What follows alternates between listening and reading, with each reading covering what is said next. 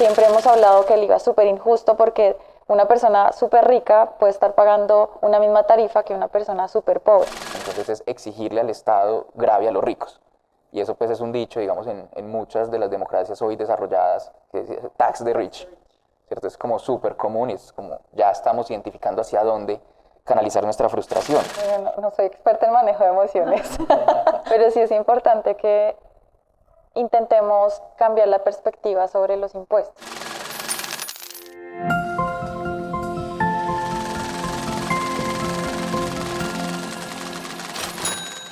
Gracias por conectarse a esta conversación. Hoy me acompañan Mariana Matamoros y Andrés Olaya y vamos a estar hablando de impuestos como parte de la conversación mutante de Hablemos de los Impuestos, que tiene como propósito entender cuál es nuestra relación con los impuestos y acercarnos a este tema desde la cotidianidad, dejar de pensarlo como un tema que está fuera de nuestro alcance y poder entender cómo nos afecta y también cuáles son los matices que le atañen a este tema.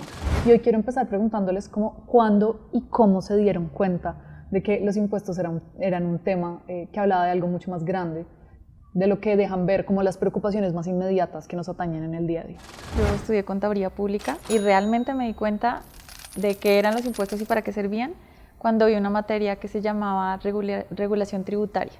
Entonces allí me di cuenta de como estudiante yo qué tipo de impuestos pagaba, pero también en el momento en que nos explicaron cómo funcionaba una declaración de renta, ahí supe de qué forma nosotros a través de nuestros ingresos y de nuestros trabajos aportábamos al Estado colombiano.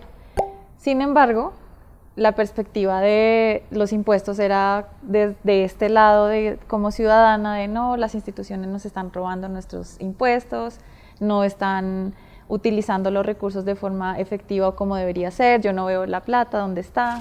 Y hasta ahí como que el rompecabezas estaba incompleto. Pero cuando entré a trabajar ya con mi experiencia profesional, pues me di cuenta ya por qué el Estado necesita recursos, por qué el Estado necesita generar impuestos y por qué necesita de nuestra ayuda, porque realmente es un bien común que necesitamos desarrollar entre todos con la plata que producimos día a día, pero pues es como también esa justicia social por la que debemos trabajar. Pues también muy parecido con Mariana, una experiencia muy desde lo personal.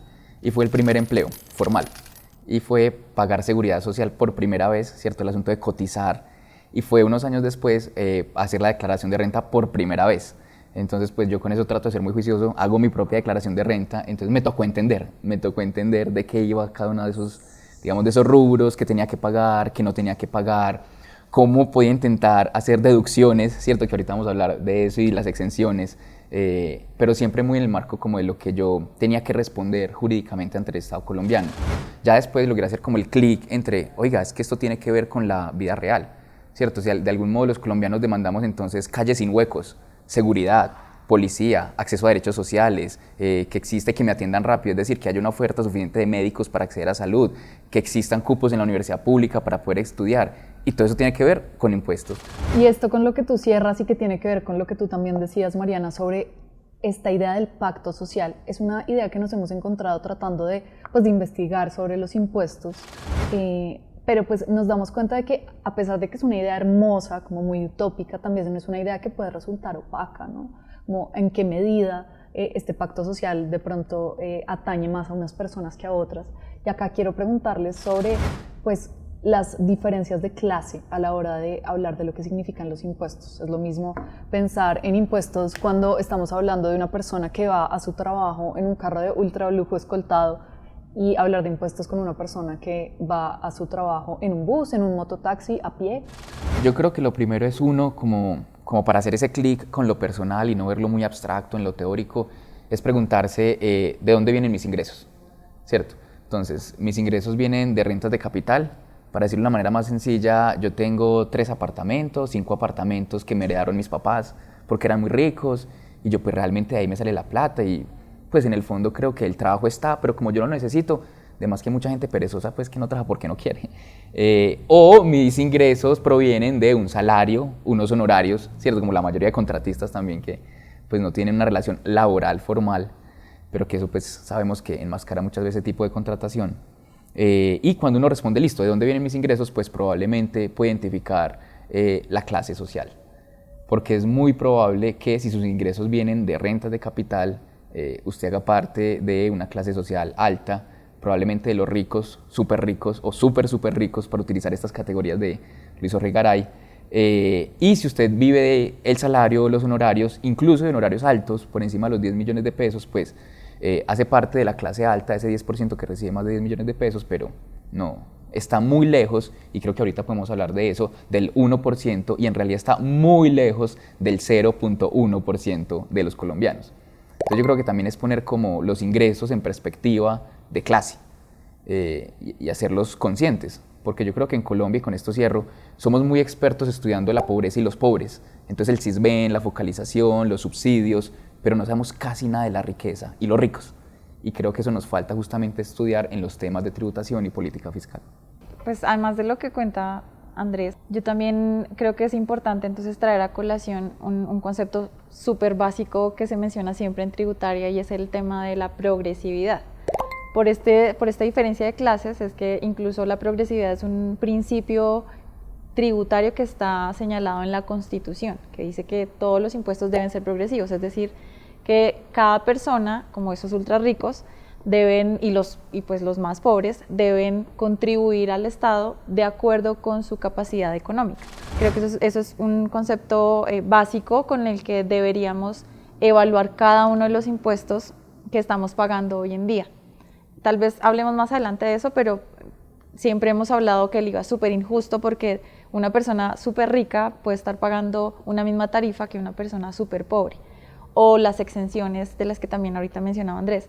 Las exenciones son prácticamente beneficios, son ciertas medidas para no pagar un porcentaje de impuesto. Entonces, esos beneficios también están para los súper ricos, que no deberían tenerlos si tienen toda la capacidad económica para pagar un poquito más que los pobres. Yo ahí quería, claro, adelante. Digamos, con esto que nos dice Mariana, es como que uno diría, es que suena muy lógico, ¿no? Este concepto de progresividad, que el que más tiene pague más y el que menos tiene pague menos. Pues creo que no es ciencia de cohetes, pues cualquier persona puede entender ese concepto. Pero cuando uno lo va a ver, digamos, desagregado en la práctica y en cómo se pagan los impuestos en Colombia, uno tendría que diferenciar dos cosas: las tarifas nominales y las tarifas efectivas de tributación.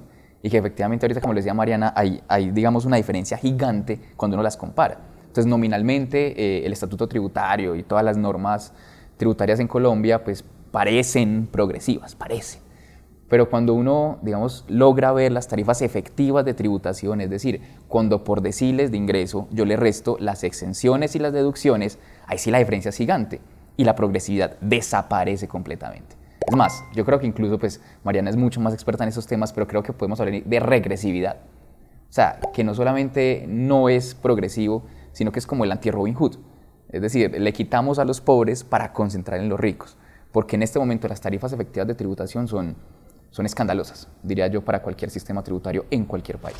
Esto tiene mucho que ver con la siguiente pregunta, y es, muchas veces uno se encuentra con esta idea de que los impuestos son injustos, sobre todo en una región como América Latina, en donde se relacionan un montón con la corrupción, ¿no? Entonces está esta idea de es injusto pagar impuestos porque es que se los roban, porque la corrupción nos quita la plata que estamos pagando, pero creo que esto tiene que ver con lo que hablan de cómo la corrupción nos impide ver otros problemas que están relacionados con los impuestos y con esta idea de justicia y su relación con los impuestos, y cómo eso se relaciona con esto que hablan sobre progresividad y regresividad.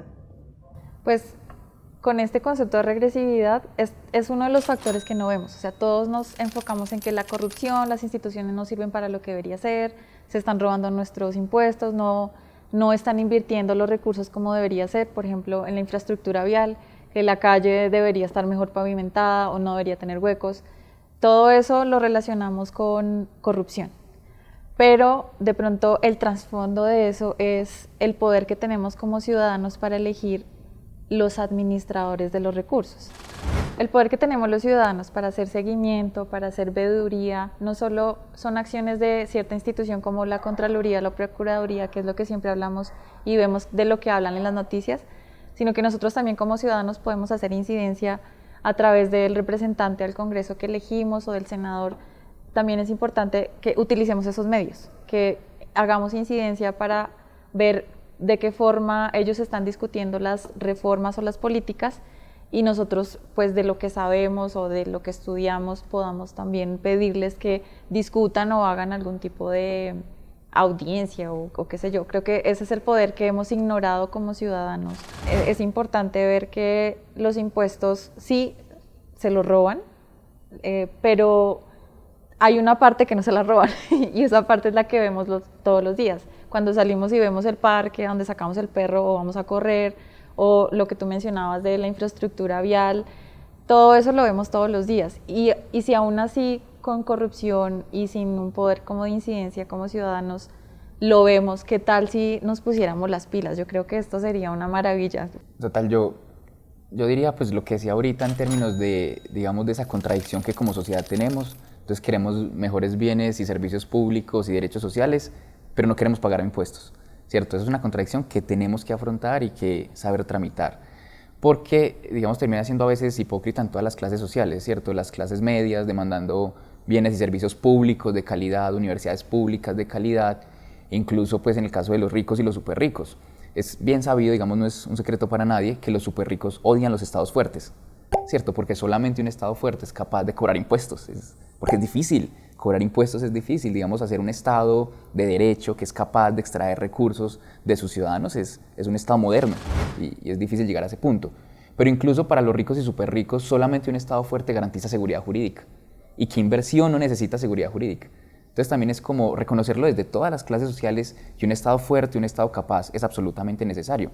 Y con eso quiero dejar algo muy claro desde los datos. El Estado colombiano es un Estado fiscalmente pequeño, ¿cierto? En algunas partes le dicen un enano fiscal.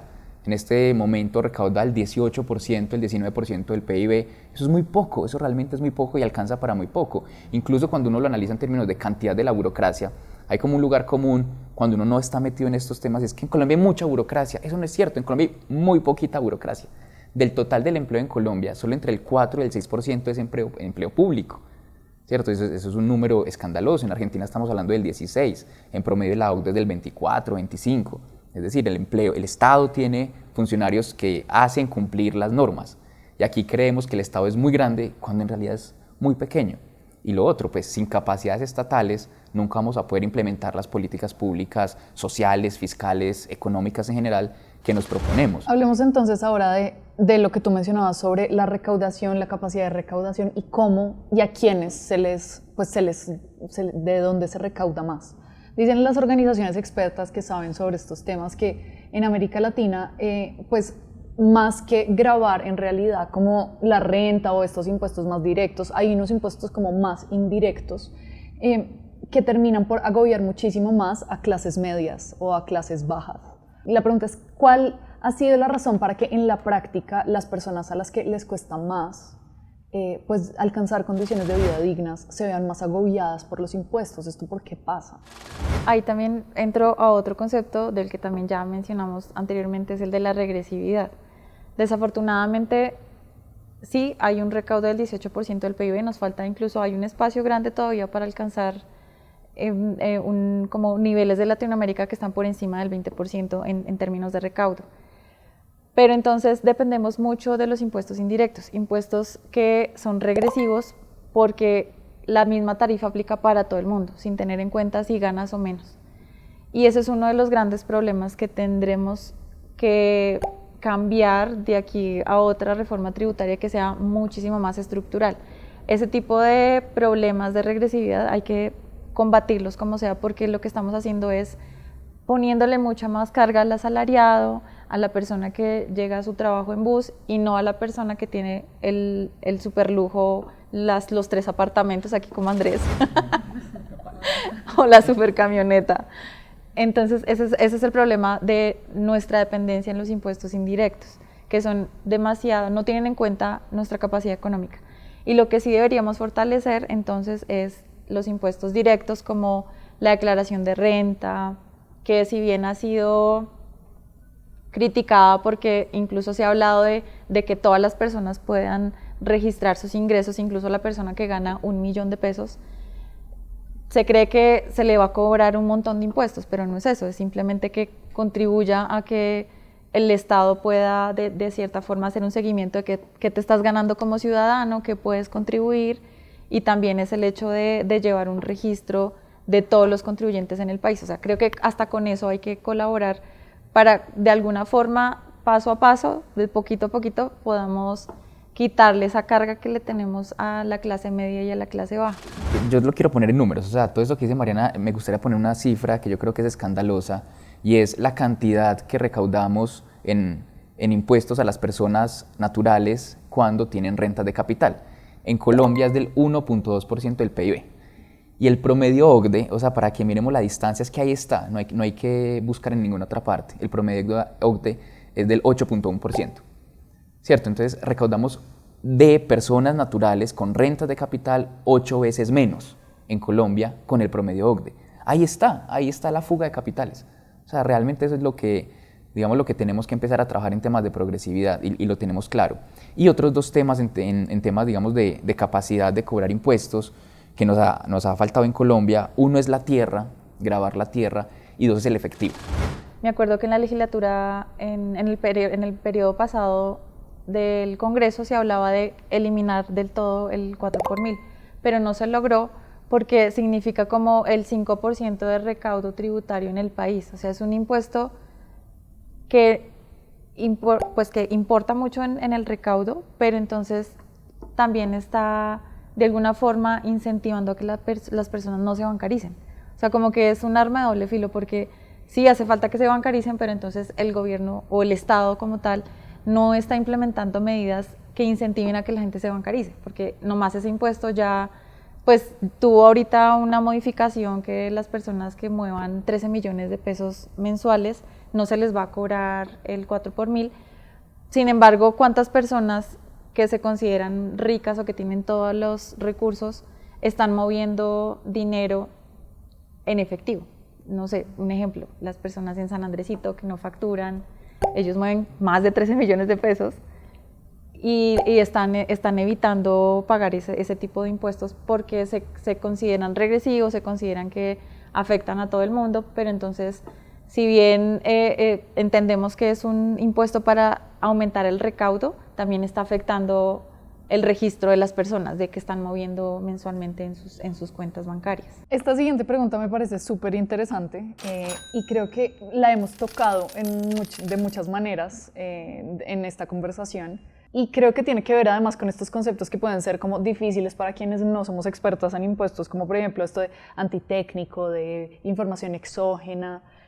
Y creo que esta pregunta sirve para aterrizar, y es, bueno, muchas personas sienten que entonces la tributación pues es injusta, y esto implica también pues que muchas veces eso se exprese con sentimientos que pueden no ser tan útiles, como la ira, por ejemplo. ¿Qué hacemos con ese manejo de emociones que relacionamos de esta forma como tan compleja con los impuestos? Y además pues con el sesgo de clase que lleva implícito. No soy experta en manejo de emociones. No, nadie acá, pero eres una persona que siente. Pero sí es importante que intentemos cambiar la perspectiva sobre los impuestos, que de pronto creo que hace falta muchísimo más educación, incluso desde el colegio, de qué son los impuestos y para qué sirven, y crecer con otro concepto, con otra percepción. Pero entonces sí creo que es intentar cambiar esa perspectiva. De pronto nosotros como organización no gubernamental tenemos esa tarea, es mostrarle a la gente para qué sirven los impuestos, qué son, hacia dónde van, pero creo que sí es una tarea del Estado y de todos interesarnos un poquito más en hacia dónde están yendo nuestros recursos y para qué sirven. Entonces creo que es más intentar cambiar la perspectiva, en resumen. Sí, tampoco soy experto en manejo de emociones, pero yo diría que esta frustración, esta ira incluso que tú llamas, para mí es legítima y es justa. O sea, y eso no hay que negarlo y no hay que deslegitimarlo de ninguna manera. Para mí la solución es canalizarla, ¿cierto? Y canalizarla hacia la causa del problema, ¿cierto? Y no dejarnos, digamos, confundir de dónde está realmente la causa del problema. Para hacerlo muy, muy sencillo, yo diría que la deberíamos, ojalá, canalizar en dos aspectos. Uno es la capacidad de gravar progresivamente a los ricos y súper ricos del país, ¿cierto? Entonces es exigirle al Estado grave a los ricos. Y eso pues es un dicho, digamos, en muchas de las democracias hoy desarrolladas, que es tax the rich, ¿cierto? Es como súper común y es como ya estamos identificando hacia dónde canalizar nuestra frustración. Y otro, que ese sí de pronto no sea como tan popular, pero implica aumentar la base gravable. Porque seamos honestos, en este momento somos más o menos mal contados 22 millones, 25 millones de trabajadores en Colombia, bueno, población en edad de trabajar. De esos, más o menos 4.4, 4.8 declaramos renta y quienes terminamos pagando somos muy poquitos, en realidad. Entonces lo que tenemos que hacer es aumentar la base gravable, ¿sí? Aumentar la cantidad de personas que declaran renta y que finalmente terminan pagando renta, incluso si al principio solamente es declarar, porque sabemos, pues, Mariana que es contadora, declarar no es pagar. Pero mucha gente ni siquiera declara, es decir, el Estado no tiene el conocimiento sobre cuánto gana su población, ni cómo lo gana, ni de dónde provienen sus ingresos. Entonces yo creo que podríamos empezar incluso con una tarifa cero, literal una tarifa cero, y que progresivamente año a año vaya creciendo. Yo quiero adicionar una cosita, y es, por ejemplo, hay estudios de impacto en economía, que hay una rama que se llama economía del comportamiento. Y hicieron un estudio en Argentina en el que intentaron darle como lo que se llama un empujoncito a la gente para pagar más impuestos. Y lo que les sembraban era una especie de responsabilidad moral. Entonces, si una persona paga impuestos y se siente responsable moralmente, eso hace que, como un efecto dominó, como que en su familia se genere lo mismo y todos quieran pagar impuestos también. Entonces, creo que es importante también como dejar también de creer en los comentarios del otro, porque el otro dice, no, es que se me robaron la plata, no vi mis impuestos, se me robaron la salud, la pensión, etc. Y entonces eso mismo yo lo voy transmitiendo con todo el mundo. Entonces creo que también es importante que podamos de pronto incrementar las sanciones por el no pago de impuestos, para que así nos sentamos un poquito responsables. Obviamente va a ser un empujón a la negativa porque va a ser una obligación, pero también es como un empujón de, bueno, listo, si no pago esto me van a sancionar, entonces prefiero pagarlo para que se vea, y asimismo como que todo esto se va pegando, o como en el efecto dominó se va transmitiendo con las demás personas. Yo quiero decir una cosa con esta última idea, Mariana, de sancionar. Es difícil, porque es que uno tiene esta idea general, ¿cierto?, cosmopolita de ser ciudadano del mundo, pero en realidad solo los ricos son ciudadanos del mundo. O sea, alguien que puede comprar ciudadanías, pues no es cualquiera, yo creo que aquí nadie probablemente puede comprar ciudadanías, pero hay gente que sí, ¿cierto? Y en esa medida puede sacar su patrimonio y sus ingresos del país, ¿cierto? Y eso es un tema que hay que hablar, porque esa responsabilidad fiscal, sobre todo de la gente que tiene estos niveles de ingresos, pues muchas veces la evade. ¿Y cómo la evade? Yéndose del país, sacando el capital del país, en lo que a veces llaman paraísos fiscales, pero yo quiero ser claro con eso, no son paraísos fiscales porque la palabra es hasta bonita, son guaridas fiscales, porque van a esconder su plata ahí y evitar pagar impuestos. Y si no hay impuestos, no hay bienes públicos y no hay derechos sociales, ¿cierto? Porque la conexión es directa. Entonces yo creo que también hay que hablar de esa responsabilidad. Es difícil, eso es a nivel internacional. Probablemente mientras sigan existiendo estos países que son guaridas fiscales, va a ser difícil lograr quedarnos, digamos, con la tributación de esos recursos y ese patrimonio en el país, pero hay que intentarlo.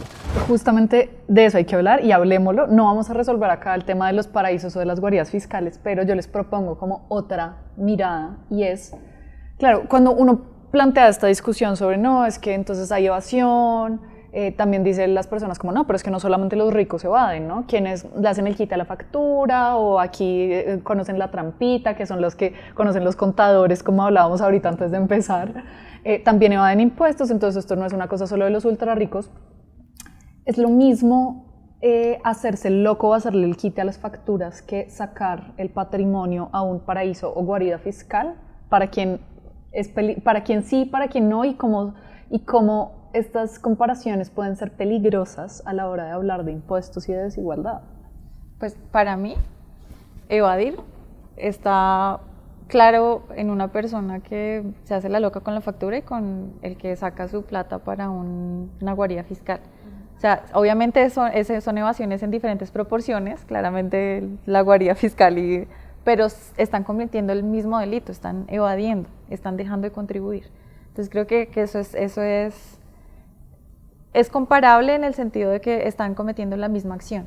pero obviamente las proporciones sí hay que obviamente ponerle muchísimo más cuidado a quienes están evadiendo en proporciones extravagantes. Estoy de acuerdo con Mariana, hay que conservar las proporciones, pero hay un mismo sistema de valores ahí, ¿cierto? Hay una creencia básica de yo tengo que jalar lo que más pueda para mí y para los míos y nada para la sociedad y para lo que me da el país donde vivo. Y es el mismo sistema de valores, obviamente con proporciones pues, muy diferentes, pero creo que pasa mucho. De hecho, cuando uno tiene y conserva una relación fiscal con el país donde vive, uno también transforma su quehacer ciudadano, porque uno dice, pues madre, yo justamente pago impuestos, ¿cierto? Estoy hablando del que tiene un apartamento, el señor, la señora que tiene un apartamento y que prefiere no arrendarlo o por inmobiliaria o con una aseguradora, sino directamente, claro, para que la DIAN nunca sepa cuánto le llega del apartamentico. Eso pasa mucho. Pasa mucho con el comercio informal también, tratar de esconder la factura, eso pasa, ¿cierto? Pero cuando uno conscientemente paga los impuestos justos, uno también demanda como ciudadano bienes y servicios públicos de calidad. Es decir, se crea un círculo virtuoso, creo que llaman los economistas, alrededor de pagar impuestos y exigir bienes y derechos públicos de calidad. Pero para eso hay algo, y creo que ese es el matiz que pondría, y es que la mayoría de los colombianos podamos estar en el mismo barco, y me explico con eso. Es que cuando los ricos y los muy ricos pueden tener salud privada, educación privada, recreación y deporte privado, pues les importa un carajo que lo demás sea mediocre, porque viven en burbujas, ¿cierto? Tú tienes tu propia educación, tu propia salud, tu propia recreación, a ti te importa un carajo que lo público sea malo y mediocre, pero si todos estamos en el mismo barco, si todos estamos recibiendo los mismos bienes y servicios públicos, todos demandamos las mismas calidades. Entonces yo creo que crear ese círculo virtuoso es indispensable en este país. Bueno, pues para cerrar, yo me quedo aquí con esta idea del círculo virtuoso que voy a tratar de unir con la idea que nos propone Mariana también sobre esta cadena de dominós. Entonces me imagino como un círculo de dominós en donde sí, la primera fichita es la posibilidad de empezar a cambiar la forma en la que vemos los impuestos. Eso va a poder luego crear un círculo virtuoso en donde todas las fichas de dominó se caen, ojalá en pro de que el bienestar público sea mejor. Entonces, Mariana, gracias. Andrés, gracias. Muy interesante la conversación y a ustedes pues les invitamos a participar en Hablemos de Impuestos.